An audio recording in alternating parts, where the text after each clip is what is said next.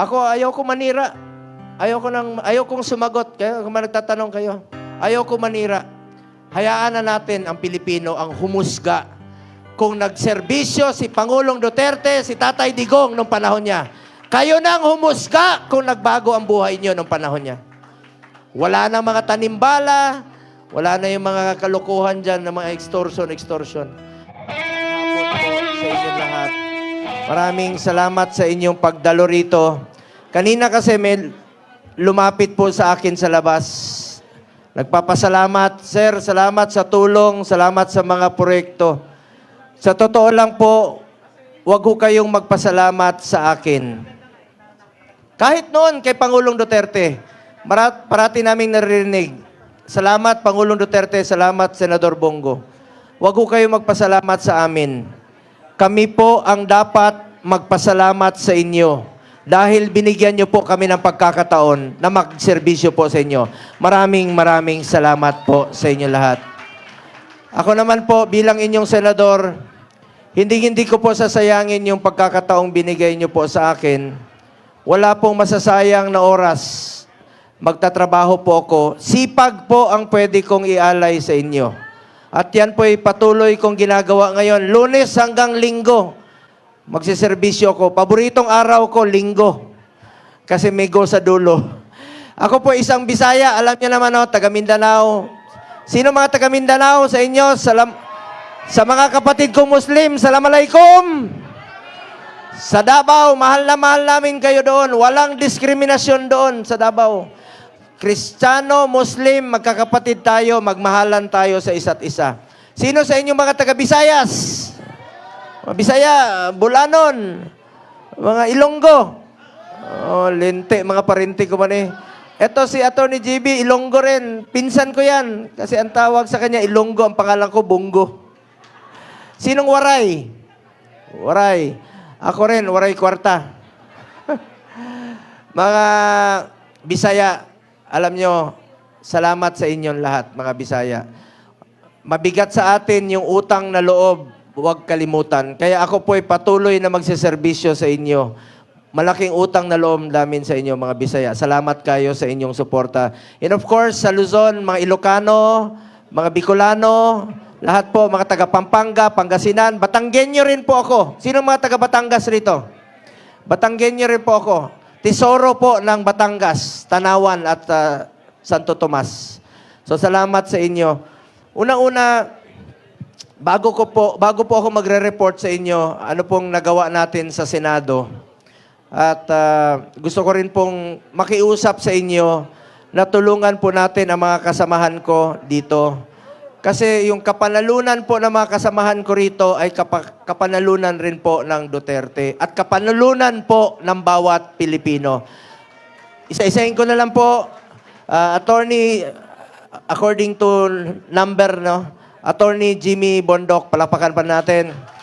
Ito, isa sa mga pumilit kay Pangulong Duterte noon. Wala na, sarado na, ayaw na niya tumakbo. Pumunta to noon, nagdala ng kanta. Takbo, maalala nyo. Ngayon, ikaw ang sisihin kasi tumakbo siya. Hindi. Talino po to si Attorney Jimmy Bondoc. And of course, ang aking kasamahan sa Senado, sa totoo lang, hindi magiging successful ang administrasyon ni dating Pangulong Duterte. Lalong-lalo na po sa peace and order. Kundi po sa taong ito. Magaling, katabi ko ito for the last 5.5 years. May pusong para sa Pilipino. Talagang maasahan. Walang lugi po ang Pilipino rito. Ang aking kasamahan. Sana po, pwera sa aming dalawa, madagdagan pa po. Tulungan niyo po ito para dadami po kami sa Senado at marami po kaming kakampiron. Palakpakan po natin, Senator Bato de la Rosa. And sunod, ako na yan eh. Kung ako naman, kayo nang bahalang humusga.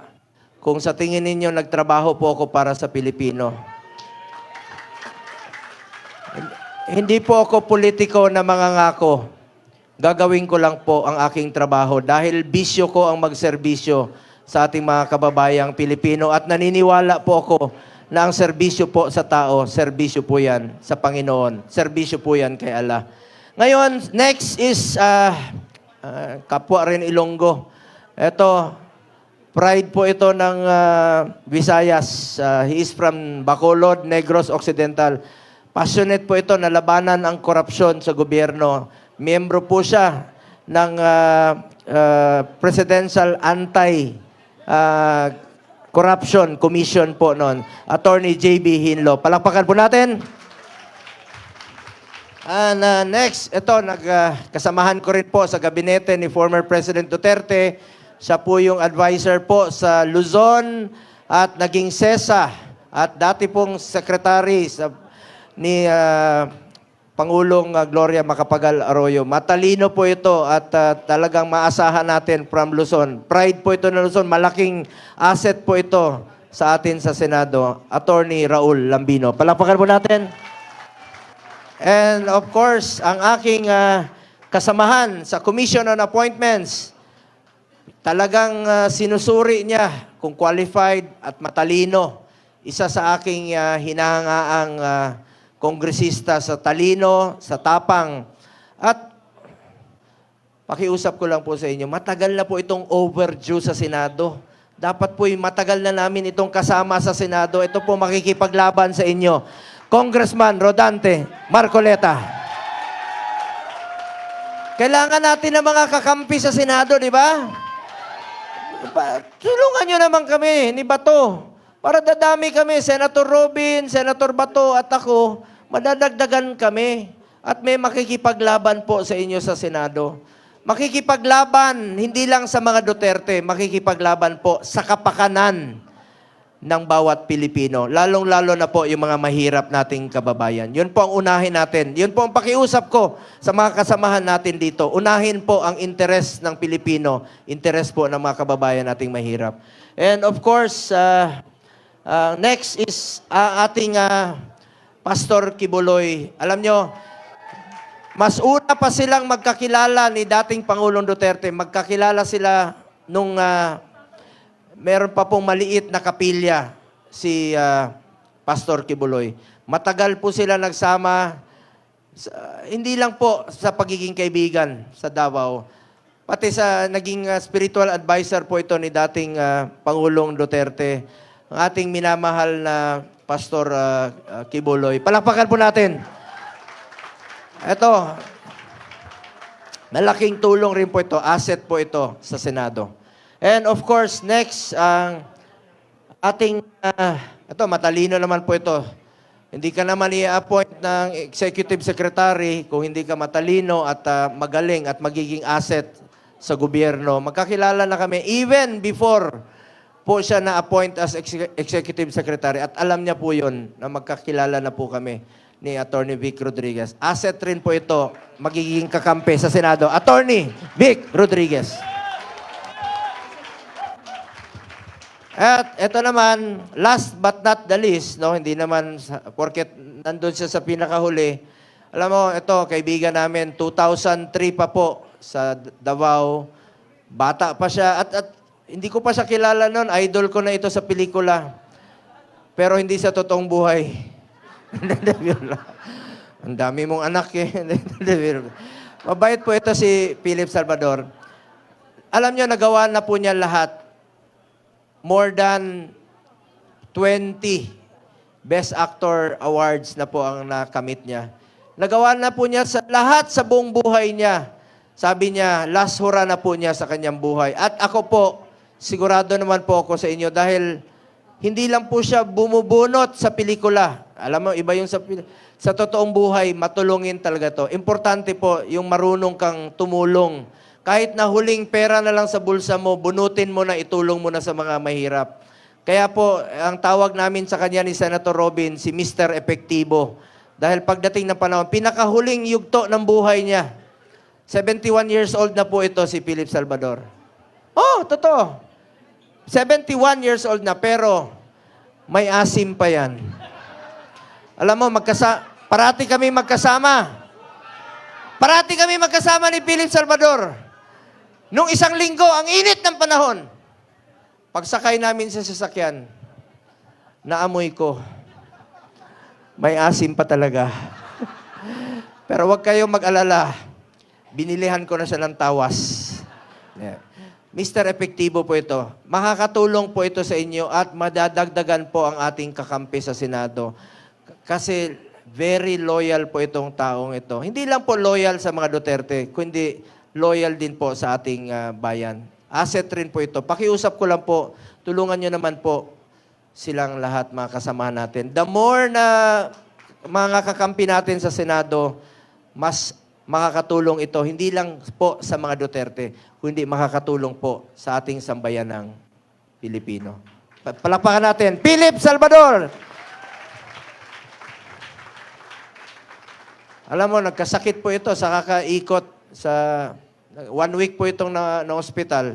Ngayon lang siya nakalabas. Talagang porsigido rin, gustong magserbisyo sa ating mga kababayan. So maraming salamat po. And of course, lahat po ng mga PDP official, Secretary Cusi, ang ating, dito po ang ating former speaker, Bebot Alvarez, lahat, Atty. Bic, lahat ng nandirito, sila Astra, sino pa ba? Mga konsehal, mga mayors from Visayas, Secretary Medjaldea, si Ma'am Vivian Velez, ating idol rin po. Dito rin po ang aking kaibigan, anti-crime at anti-corruption commissioner at naging chairperson kasama ni JB Hinlo. Lalabanan po ang kriminalidad nito at saka ang korupsyon. Si Greco Bellica. Palakpakan rin po natin. Secretary Wendell Abisado, salamat po. Secretary Evasco. Andito rin po si NYC Chairperson Ronald Cardema ng Duterte Party List. Palapakan rin po natin. Sana wala po ako nakalimutan, no? Ang ating mga kandidato. Good luck po sa ating lahat. Magtulungan lang po tayo. Magtulungan lang po tayo, mga kababayan. BG? Hindi, binanggit ko na si Greco. Ang ating Bisaya Gyud. Bisaya Gyud, Party List. Dito rin sila, marami. Sino pa ba mga party list nandito? Bumbero, party list. O si Ma'am Lorraine Badoy, palakpakan rin po natin. Yan. Sino pa? Sino pa? PPP, party list, palakpakan rin po natin.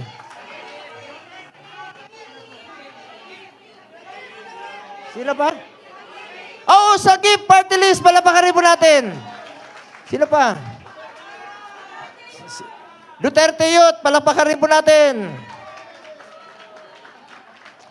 Dapat, ito si Ronald Cardema. Talagang lumalaban ito. Nakikipagharapan po ito. Palakpakan naman natin Ronald Cardema. Sino pa ang party list nandito?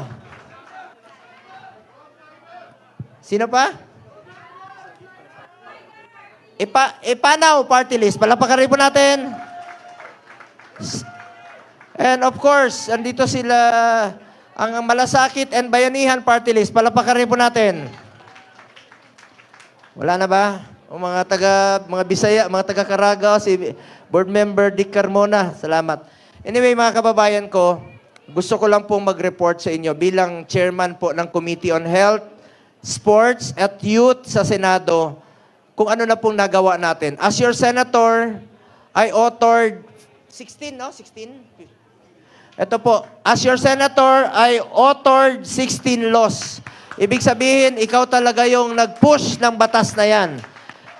I have principally sponsored 82 laws, including 80 laws regarding for the establishment and upgrade of public hospitals. Ano po ito? Halimbawa, yung hospital ninyo sa inyong lugar, yung kapasidad nila, 500 lang, kaya lang 1,000 patients a day. Isinabatas natin, ginawa natin 1,000. Halimbawa, yung PGH, dadagdagan natin kasi kulang talaga. Alam niyo, sa kakaikot ko sa buong Pilipinas, maraming hospital, 1 kama, 2 pasyente. Paano gagaling ang pasyente kung ganun ang kinatatayuan nila? At proud lang po ako na meron na tayong naipasa na 82 laws. And I have co-authored or co-sponsored 185 laws. At gusto ko lang pong banggitin sa inyo, wala po akong absent sa Senado po. Kahit na makikita nyo ako ngayong umaga, nandun ako sa Apari, pagbagyo doon. Punta ako ng Palawan, punta ako ng Samar, punta ako ng Hulo. Pagdating ng alas 3 ng hapon, andyan po ako sa Senado. Ginagampanan ko po ang aking tungkulin. At alam nyo, hindi ko po matiis na nakaupo lamang sa opisina habang ang mga kababayan natin nangangailangan ng tulong. Ayoko po magpalamig sa malamig na opisina habang nangangailangan ng tulong.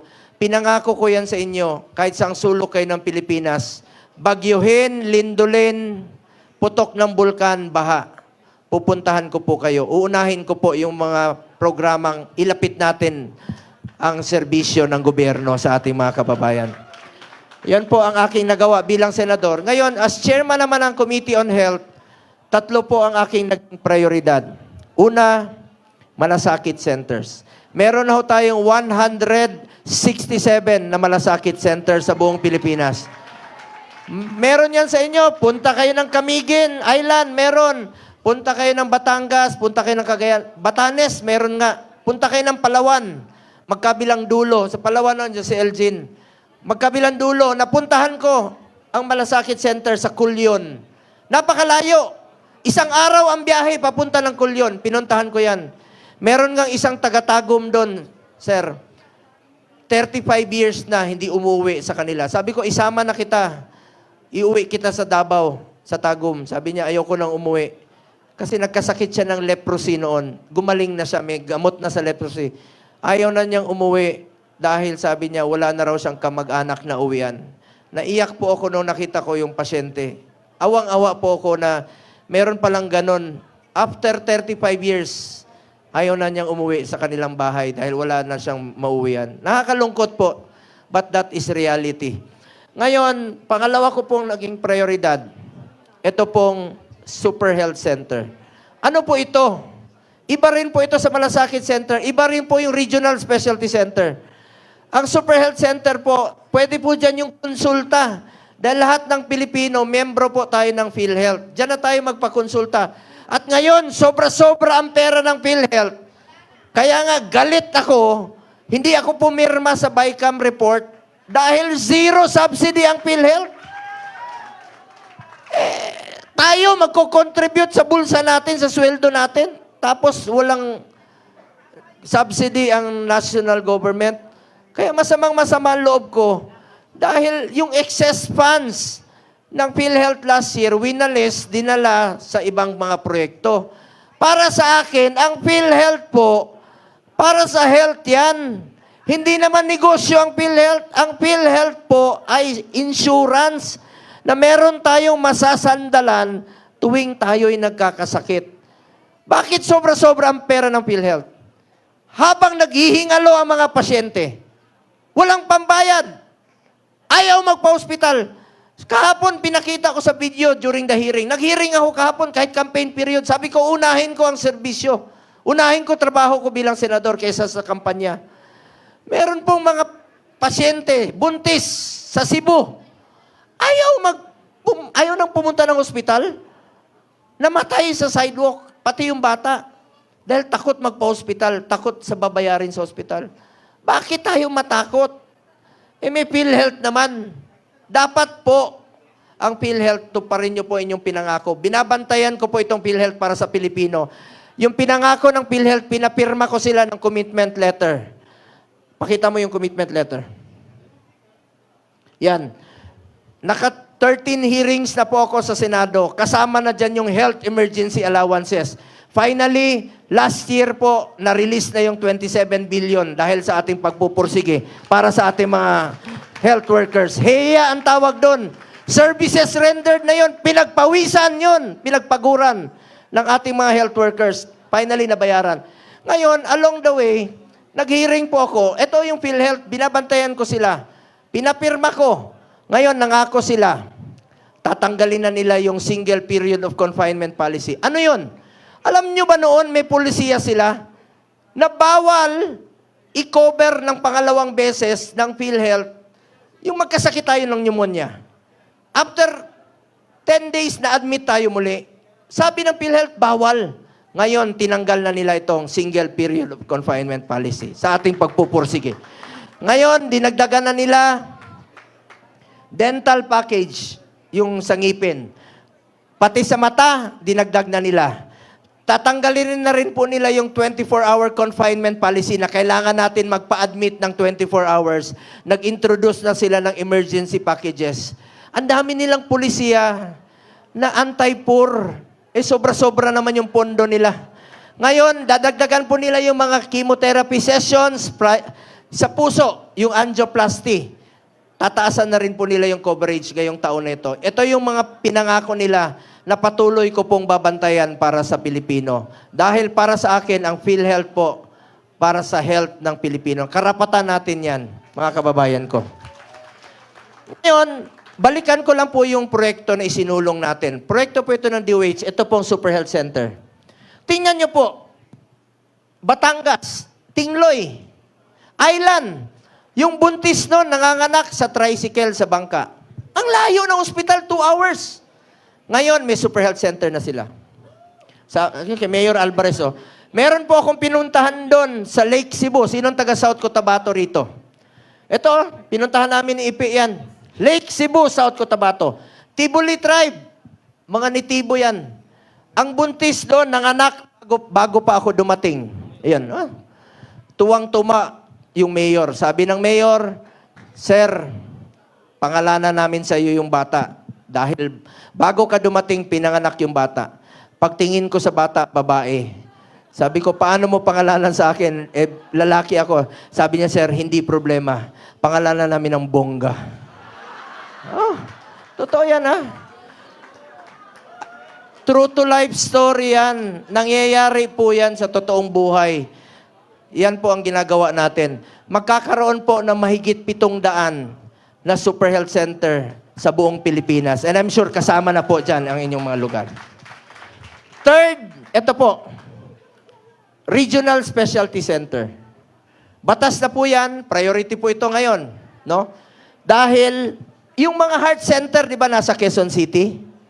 Ang layo. Ang kidney center, pag nagpapatransplant tayo, ang layo. Ngayon po, isinabatas natin, sa loob ng 5 taon, magtatayo ng mga specialty center sa mga selected DOH hospital sa buong Pilipinas.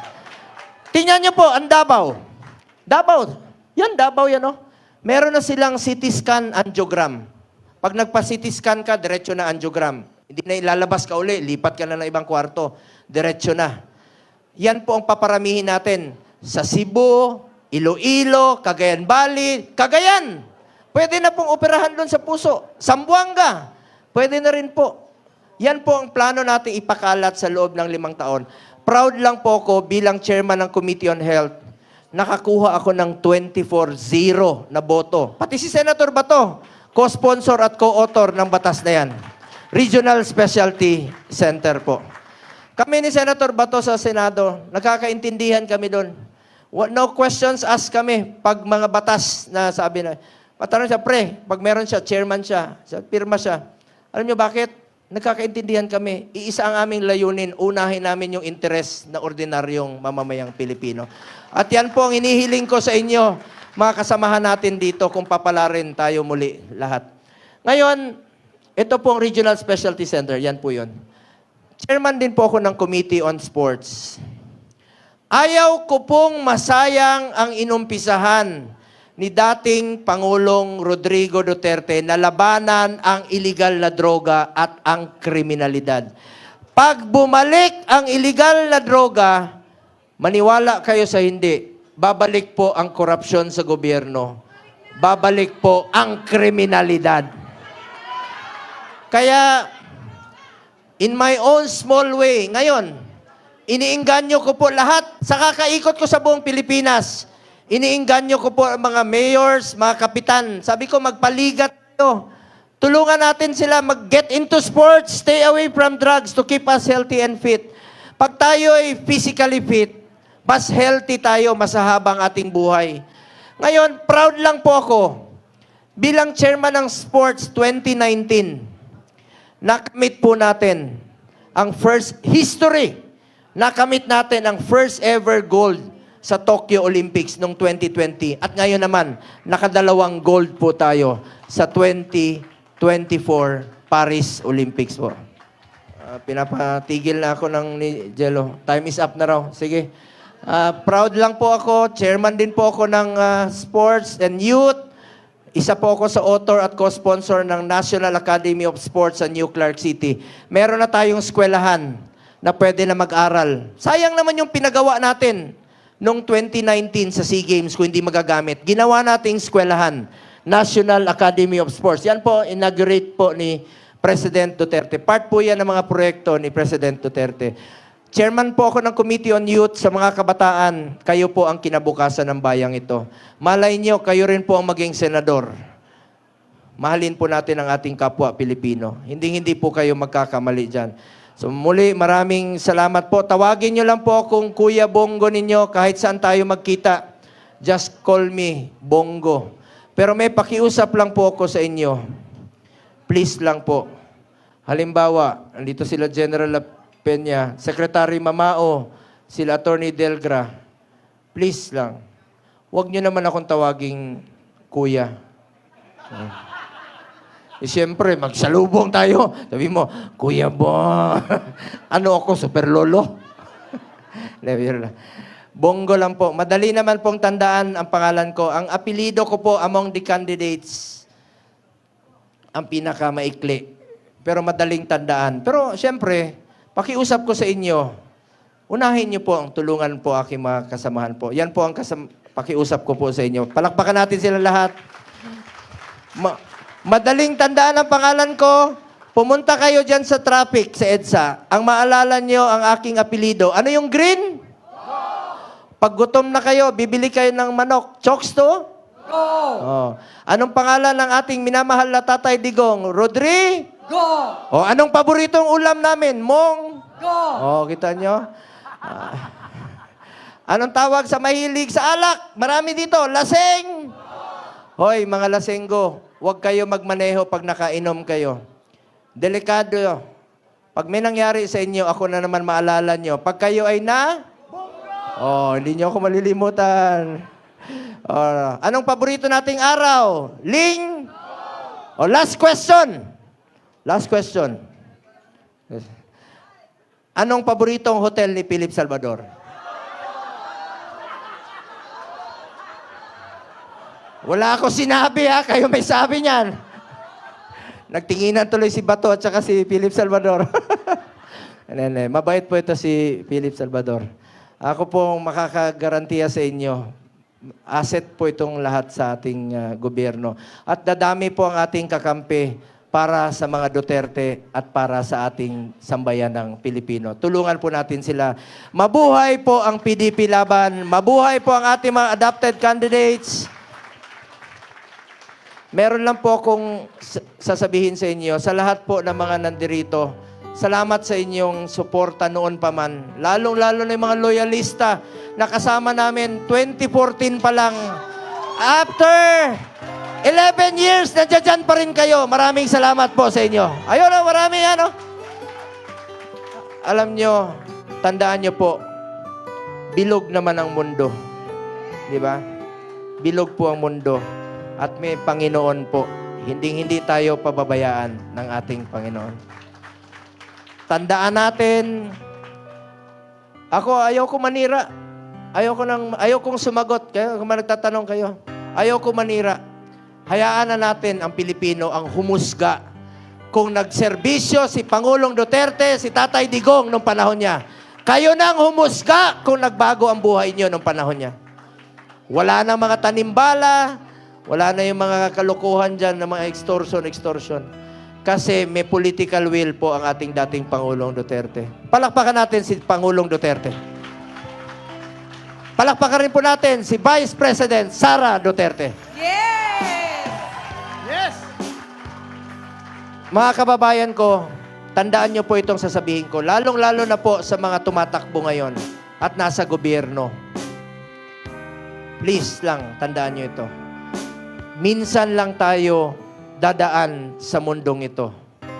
Kung ano pong kabutihan o tulong na pwede natin gawin sa ating kapwa, gawin na po natin ngayon dahil hindi na tayo babalik sa mundong ito. Ako po ang inyong Senator Kuya Bongo. Patuloy na magsiservisyo sa inyong lahat. Dahil ako po'y naniniwala na ang serbisyo sa tao, serbisyo po yan sa Diyos. Palakpakan natin ang ating Panginoon sa buhay. Serbisyo rin po yan kay Allah. Salamat po, mga kababayan ko. Mahal na mahal na mahal ko kayong lahat. Maraming salamat po. Mabuhay kayo, Bongo! Senator